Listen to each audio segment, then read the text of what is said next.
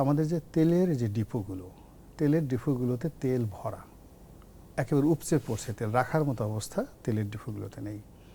এখন সেখান থেকে সরকার করে কি এই তেলের ডিপোগুলো থেকে তার যে বিভিন্ন কোম্পানিগুলো আছে, পদ্মা, মেঘনা, যমুনা, তাদের কাছে তেল পাঠায়। না, তারা এই ডিপো থেকে তেল নেয়। হ্যাঁ, তো সেটাই তো, তাদের কাছে তেল পাঠায়। হ্যাঁ, আবার পদ্মা, মেঘনা, যমুনা করে কি ওই তাদের পরিবহন ব্যবস্থা দিয়ে এই তেলগুলো বিভিন্ন সারা বাংলাদেশে ডিস্ট্রিবিউট করে। তারা ডিস্ট্রিবিউট করে, তাদের যে সকল ডিস্ট্রিবিউটর রয়েছে, তো সেই ডিস্ট্রিবিউটর মাধ্যমে এখন এখানে ডিস্ট্রিবিউটর যারা আছে, তারা মানে তাদের টাকার সমস্যা নেই, মানে পেট্রোল পাম্পগুলোর টাকার সমস্যা নেই, তারা মানে পর্যাপ্ত তেল নিতে পারে।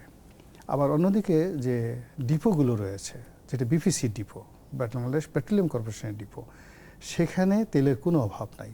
তাহলে মাছ থেকে কোনটা আসছে? 3টা কোম্পানি, রাষ্ট্রায়ত্ত 3টা কোম্পানি, যারা ডিপো থেকে তেল নিয়ে ডিস্ট্রিবিউটরকে দেবে। মনে করা হচ্ছে এই 3টা কোম্পানি যে কোনো কারণে হোক, তারা ডিপো থেকে তেল সময় মতো ক্লিয়ার করে তারা ডিস্ট্রিবিউটরদের কাছে দিচ্ছে না। এখন এর মধ্যে কি সিন্ডিকেশন থাকতে পারে?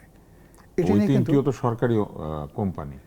সমস্যাটা তো ওখানে, সরকারি কোম্পানি হলেও এর সঙ্গে তো প্রচুর, আমি বললাম যে মানে মধ্যস্বত্বভোগীদের প্রচুর মধ্যস্বত্বভোগীরা এর সাথে জড়িত